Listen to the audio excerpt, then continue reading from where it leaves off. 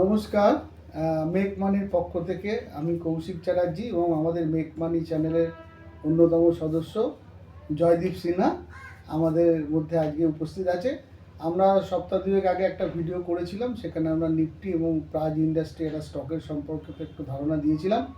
আজকে আমরা আবার বর্তমান পরিস্থিতিতে বিশ্লেষণ করে আমরা আবার আজকে এসেছি।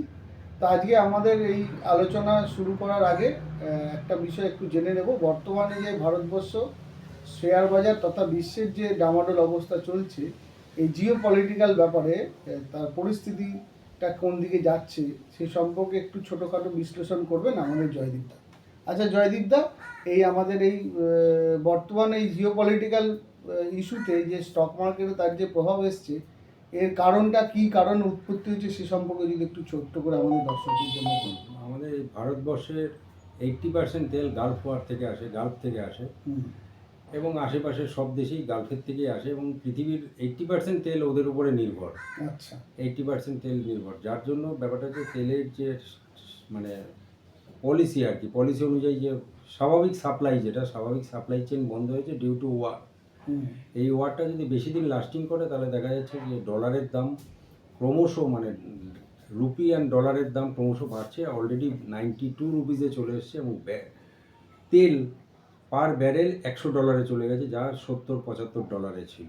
আচ্ছা, এই $70 থেকে $30 আমাদের প্রতি ব্যারেলে আমাদেরকে এক্সট্রা দিতে হচ্ছে, যার ফলে ভারত সরকারের একটা চিন্তা ঢুকে গেছে যে ইনফ্লেশনটা বেড়ে যায় যদি, তাহলে সব কিছু তেলের উপরে নির্ভর যেহেতু, যার জন্য ইনফ্লেশনটা যদি বেড়ে যায় তাহলে লোকের পারচেজিং পাওয়ার কমে যাবে, জিনিসপত্রের দাম অস্বাভাবিক বেড়ে যাবে। সেটার জন্য ভারত সরকারও খুব চিন্তিত, এবং ভারত সরকার বা পৃথিবীর অন্যান্য দেশও এটাকে চেষ্টা করছে যাতে মাসখানেকের মধ্যে নিউট্রালাইজ করা যায়। মানে এটা যত তাড়াতাড়ি নিষ্পত্তি করে দিলেই তাদের তাতে তার মেইন হচ্ছে হরমুজ প্রণালী, যেখান দিয়ে তেলটা আসে, সেই হরমুজ প্রণালীকে ইরান চাইছে যে যেভাবেই হোক না কেন আমাদের একচ্ছত্র অধিপতি করে রাখা। আচ্ছা, সেটাকে যাতে না হয়, সেই হরমুজ প্রণালীর স্ট্রেট কাট আসলে আমাদের তেলের দাম অনেক কমে যাবে। আচ্ছা, আগামী দিনে তাহলে মার্কেট অটোমেটিক্যালি বাড়বে। যদি তেলের দাম বেড়ে যায়, কোম্পানির প্রফিট কমে যাবে। কোম্পানির প্রফিট কমে গেলে শেয়ার মার্কেটে এফেক্ট হবে, অটোমেটিক্যালি শেয়ারের দাম নামতে থাকবে। আচ্ছা, আচ্ছা। তার মানে এখন আমাদের এই ঘটনাকে অবজারভেশনের মধ্যে রাখতে হবে যে সলিউশন কিছু হচ্ছে কিনা। ভারতবর্ষের প্রত্যেকটা কোম্পানির গ্রোথ ইনট্যাক্ট একদম ঠিক আছে, টেম্পোরারি হয়তো একটু খারাপ হচ্ছে, আগামী দিনে আশা করা যায় মাস 5-6 মধ্যে ঠিক হয়ে যাবে। আচ্ছা, এটা আমরা আশা করছি। কোনো দর্শকরা বন্ধু এটা মনে রাখবেন, সবটাই এটা ভাবনা। হ্যাঁ, এটা এবং এর মধ্যে কখনোই তুমি দেখেছো যে আমরা দুজনে মিলে আলোচনা করে দেখলাম যে ইয়ারলি চার্ট, মান্থলি চার্ট এবং উইকলি চার্ট খুবই খারাপ দেখাচ্ছে। হ্যাঁ হ্যাঁ হ্যাঁ হ্যাঁ, হয়তো সেটা বারও করেছি। হ্যাঁ, আমাদের তো তুমি কষ্ট করে না আমাদের টিম করেছে। হ্যাঁ, বের করেছো। আমাদের যেটা দেখা যাচ্ছে, আমাদের এই ইয়ারলি মুভমেন্ট ধরে যদি আমরা দেখতে চাই, মানে ইয়ারলি বলুন বা যাই বলুন, ওখানে একটা ট্রিপল টপ হয়েছে। হ্যাঁ, নিফটি এখানে একটা ট্রিপল টপ করেছে। তুমি তো দেখালে যে ট্রিপল টপটা। হ্যাঁ, ট্রিপল টপ করেছে, এবং সেই ক্ষেত্রে মানে এই বছরে একটা লং টার্ম, বৎসরিক ধরুন বা 4 মাস 6 মাস যাই ধরুন, একটা লং টার্ম ফেজে কিন্তু একটা লেভেল আমাদের বেরিয়েছে যে 22,344, সম্ভবত 22,344। এই 22,344 চার্টেও তাই দেখাচ্ছে। ভাই আমরা দর্শক বন্ধুদের চার্ট দেখাতে পাচ্ছি না, আমাদের সেই ইনফ্রাস্ট্রাকচার নেই, ভবিষ্যতে আমরা করবো। হ্যাঁ, কিন্তু 22,344 এই নিফটির এই প্রাইসটা আসার সম্ভাবনা কিন্তু বেশ ভালো রকমই আমরা দেখতে পাচ্ছি। এবং তাছাড়াও এটা যদি ব্রেক করে সেক্ষেত্রে 23,150 এবং এমনকি 21,124 এতটা অবধি কিন্তু ভিউ বিল্ডিং তৈরি হয়েছে, যেটা নাকি লং ফেজে। আর তুমি মাঝখানে একটা বলনি, সেটা হচ্ছে যে দুটো গ্যাপ আছে ইমিডিয়েট, এই গ্যাপটা পূরণ হবে কিনা। হ্যাঁ, এর মাঝে একটা প্রাইসের গ্যাপ আছে, সেই গ্যাপটা পূরণ হবে কিনা, ফিল আপ হবে কিনা, এখন $1 মিলিয়ন কোশ্চেন সেটা রাইজ করছি। হ্যাঁ, সেটা অবশ্যই আছে, সেই গ্যাপ আমাদের এখানে যা হয়ে আছে। তুমি আমি দুজনেই চার্ট দিকে দেখলাম, যা বুঝলাম যে সেল অন রাইজ মোডে আছে। আছে না। টেম্পোরারি। তুমি তো বললে যে ডেড ক্যাট বাউন্স একটা ডেড দিতে ক্যাট পারে, বাউন্স dead হতে cat পারে, bounce সেখানে হতে পারে। একটা আমরা বার করেছি 23,224, 23,000 না, 23,524, এতটাকু অবধি আসতে পারে হচ্ছে একটু টাইম ফ্রেমে। হ্যাঁ। আর যদি ইমিডিয়েটলি কালকের বেসিসে দেখি, যদি রেড ক্যাট বাম্পস আসে, তাহলে সেক্ষেত্রে 23,000, মনে রাখবেন 23,224, এবং তার পরে উপরের দিকের লেভেল 23,300 এবং 23,344। এবং খুব যদি বেশি হোক, রেড ক্যাট বাম্পস আছে, প্রচণ্ড যদি শর্ট কভারিং হয়, সেক্ষেত্রে 23,424 অবধি আসতে পারে। কিন্তু এটা একটা সাময়িক উত্থান। এই উত্থানটা কোনো ইম্প্রোভাইজিং নয় যে এটা দেখে খুব উৎসাহিত হতে হবে, যে মার্কেট ঠিক হয়ে গেছে, এরকম ভাবনা নয়। কারণ আবার যদি কালকে এটা না হয়, কন্টিনিউ ট্রেন্ডকে করে, সেক্ষেত্রে 23,084 একটা গুরুত্বপূর্ণ প্রাইস লেভেল কালকের দিনের জন্য, কালকের বা পরশু এরকম ধরতে পারেন। এবং তারপরে 23,044 থেকে 23,005 এবং 22,984, এটা হচ্ছে ডেইলি বেসিসে কালকের জন্য এই দুটো লেভেলকে ফলো করতে পারেন। অর্থাৎ ডেইলি বেসিসে যদি ডেড ক্যাট বাম্পস দেয়, তাহলে 23,224, এবং তারও উপরে গেলে 23,300 থেকে 23,344, ম্যাক্সিমাম হলে 23,424। আর যদি কন্টিনিউ ট্রেন্ড, যে ট্রেন্ডটা চলছে, অর্থাৎ আবার যদি ডাউন ট্রেন্ডেই কন্টিনিউ চলতে থাকে, তাহলে সেক্ষেত্রে গুরুত্বপূর্ণ প্রাইস লেভেল হচ্ছে নিফটি স্পটের, সবটাই আমরা স্পটের বলছি, 23,044, 84, তারপর 23,044 এবং 23,005, এবং সর্বশেষ 22,984। যদিও এই দুটো লেভেলকে আমরা আপসাইড ডাউনসাইড বললাম, এটা ডেইলি বেসিসে। যদি একটু লঙ্গার টাইম ফ্রেমে দেখি, তাহলে আমরা কোনো আপসাইড মুভমেন্টকে এখনও ইন্ডিকেশনে কোনো সেরকম লেভেলে প্রাইস এসে ঠেকিনি যেখান থেকে কোনো আপ মুভমেন্টকে আইডেন্টিফাই করা যাবে। এখন অবধি আমরা ডাউন যতটুকু এটা দেওয়া হয়েছে যে এটা এইটুকুই, 23,524 অবধি ম্যাক্সিমাম। নিচের দিকে 22,344, একটু লং টার্ম ফ্রেমে ভালো করে মনে রাখবেন, 22,344, এবং সেখান থেকে এটা তো আসার সম্ভাবনা প্রবল, সেখান থেকে 23,150, এমনকি 21,124 অবধি, আজকে অবধি যতটুকু, আজকের তারিখ অবধি, অর্থাৎ 15ই মার্চ 2026 অবধি যতটুকু চার্ট অ্যানালিসিস করে বোঝা যাচ্ছে, তাতে এই তিনটে লেভেল 22,344, বারবার বলছি, 23,150 এবং 21,124, এটা আমাদের মেক মানি টিম এটা বার করেছে। যে কৌশিক, আরেকটা জিনিস মানে আমরা দুজনে আলোচনা করে দেখেছিলাম যে মঙ্গলবার দিন আমাদের উইকলি ক্লিয়ারিং নিফটি, এই উইকলি ক্লিয়ারিং এ একটা ডেড ক্যাট বাউন্স হতে পারে। তুমিও বলেছিলে, তুমি মেইনলি বলেছিলে এটা। তা সেই ডেড ক্যাট বাউন্সটা কতটুকু লাস্টিং করবে, সেটা একমাত্র মোটামুটি যা বোঝা যাচ্ছে তাতে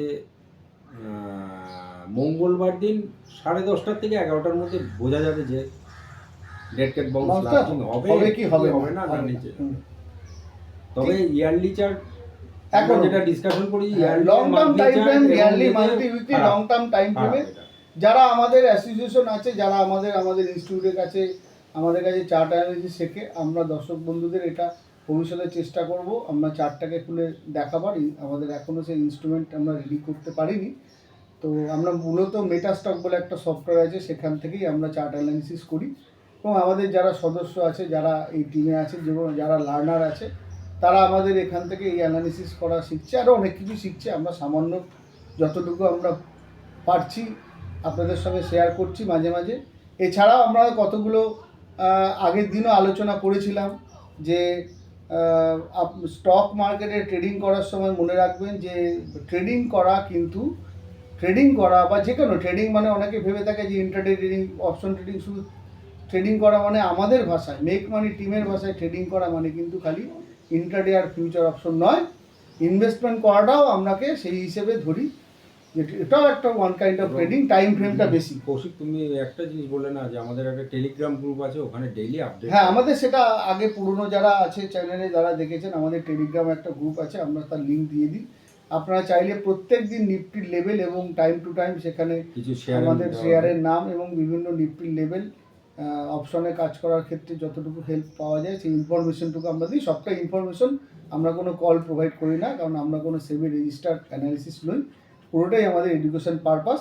এবং মনে রাখবেন যে এই স্টক মার্কেটে ট্রেডিং করাটা কিন্তু নিজের মাইন্ডের সঙ্গে ট্রেডিং করা, মানে ইনভেস্টমেন্ট বলুন আর ট্রেডিং বলুন, না, আগের দিন আমরা হেডিং দিয়েছিলাম যে ট্রেডিংটা আপনার কম্পিউটারে ট্রেডিং নয়, ট্রেডিংটা হচ্ছে ইন ইওর মাইন্ড, আপনার মাথার সঙ্গে, মনের সঙ্গে, পরিকল্পনার সঙ্গে, নিজের পরিকল্পনা, নিজের ভাবনার সঙ্গে কিন্তু জেতাটাই হচ্ছে এই মার্কেটে উইন করার একটা গুরুত্বপূর্ণ জায়গা। এবং আমরা সাইকোলজি নিয়ে মার্কেটে যে 3 লেগ টুলস আছে তার সাইকোলজি নিয়ে আমরা বিভিন্ন রকম আলোচনা আগের দিন করেছি। আবার একটা চেষ্টা করব যে এই সম্পর্কে বিস্তারিত বলার। কারণ আমরা আগের দিন একটা স্টক নিয়ে আমরা বলেছিলাম ছোট্ট করে, প্রাজ ইন্ডাস্ট্রি, আমরা আজকেও সেই স্টকটা নিয়ে বলছি। এই সপ্তাহের মধ্যে আমরা আরও কিছু স্টক নিয়ে আলোচনা করে আপনাদের কাছে শুধু স্টকটা নিয়ে বলবো। তো প্রাজ ইন্ডাস্ট্রি সম্পর্কে আগের দিনও যা বলেছিলাম আজকেও সেই জায়গায় বলছি যে এই 300 টাকার কাছে দাম আছে, এবং আগে আমরা বলেছিলাম 300 টাকার কাছ থেকে কিনলে পরে 320-25 থেকে 350 অবধি একটা র্যালি আছে। এর মধ্যে দুবার কিন্তু 325 টাকা অবধি এই মার্কেটেও ও র্যালি দিয়েছে। এবং এই প্রাইজ ইন্ডাস্ট্রিকে মোটামুটি 300 টাকা থেকে 280 টাকা এই রেঞ্জের শেয়ারটাকে কেনা যেতে পারে, হ্যাঁ, শর্ট মুভমেন্টের জন্য। আর অবশ্যই যদি মার্কেটে খুব প্রেশার আসে তাহলে এই 380 টাকাকে যদি ভেঙে যায় শেয়ারটাকে তখন না ধরে রাখাই ভালো। সেক্ষেত্রে শেয়ারটা 260 টাকা থেকে 250 টাকার কাছে এলে তখন ভেবে দেখা যাবে। তবে 280 টাকাকে ভেঙে যদি ডেলি বেসিসে ক্লোজিং দেয় তাহলে শেয়ারটাকে আর ধরে না রাখাই ভালো। আর যদি আপনারা এই শেয়ারটাকে 280 টাকার উপরে ডেলি বেসিসে ক্লোজিংয়ে পান, এখন 300 টাকার কাছে দাম চলছে, গতকাল ক্লোজিং দিয়েছে 302 টাকা 40 পয়সা। এই শেয়ারটাকে ট্র্যাক করতে পারেন যদি কোনো পজিটিভ মুভমেন্ট পাওয়া যায় মানডেতে। ফ্রাইডেতে একটা নেগেটিভ মুভমেন্ট এসছে, মানডেতে যদি কোনো পজিটিভ মুভমেন্ট হয় আমরা ডেলি আপডেট আমাদের চ্যানেলে, টেলিগ্রাম চ্যানেলে দিয়ে দেবো এই স্টকটা সম্পর্কে, যারা আমাদের সঙ্গে অ্যাটাচ থাকবে। সেক্ষেত্রে শেয়ারটা কিন্তু 340 টাকা থেকে 350 টাকা অবধি একটা শর্ট টার্ম মুভমেন্ট এক্সপেক্ট আমরা করছি এই স্টকটা থেকে। আর যারা ইন্টারডেতে শেয়ার বেচে কাজ করেন তাদের জন্য তো আমরা আজকে এই মুহূর্তে ডেলি বেসিসে কিছু বলতে পারছি না। যারা আমাদের টেলিগ্রাম চ্যানেলে আছেন সেক্ষেত্রে আমরা তাদের সঙ্গে বলবো। যাওয়ার সময় আমরা একটা কথা আবার বলি, রিপিট করে রাখি যে ট্রেডিং করার সময় একটা মনে রাখবেন যে আমরা যখন ট্রেড করে লস করি তখন আমাদের কাছে কতগুলো কারণের জন্য আমাদের কাছে লস হয় বা লাভ হয়, যেটাই ঘটুক আমাদের মনে হয়, সবসময় মনে হয় যে এটা গেমটা খুব হার্ড, অথবা আমরা যখন লস করি এই হার্ডনেসটাকে ভেবে লস করি, অথবা কিছু ইনফরমেশনকে ইগনোর করি, হ্যাঁ, অথবা ল্যাক অফ ডিসিপ্লিনকে আমরা সবসময় অ্যাভয়েড করি। তো আবার আমরা সেই আমাদের হেডিংটায় আমাদের নতুন আমরা মার্কেটে হেডিং করেছি, আমরা আবার এই কথাটা আবার বলতে চাই বারবার যে winning is a very important inside your head. অর্থাৎ আমি যখন ট্রেড করছি inside my head, not inside a computer. So the caption is, মনে রাখবেন, key to winning was inside my head, not inside a computer. ভালো থাকবেন, সবাই ভালোভাবে ট্রেডিং করবেন। আর জয়দীপদা, তোমার কিছু বলার আছে দর্শকদের? পরবর্তীকালে আমরা হ্যাপি ট্রেডিং করুন। আমাদের সাবস্ক্রাইব করবেন, আমাদের সঙ্গে চলার চেষ্টা করবেন। আজকে এইটুকু, নমস্কার।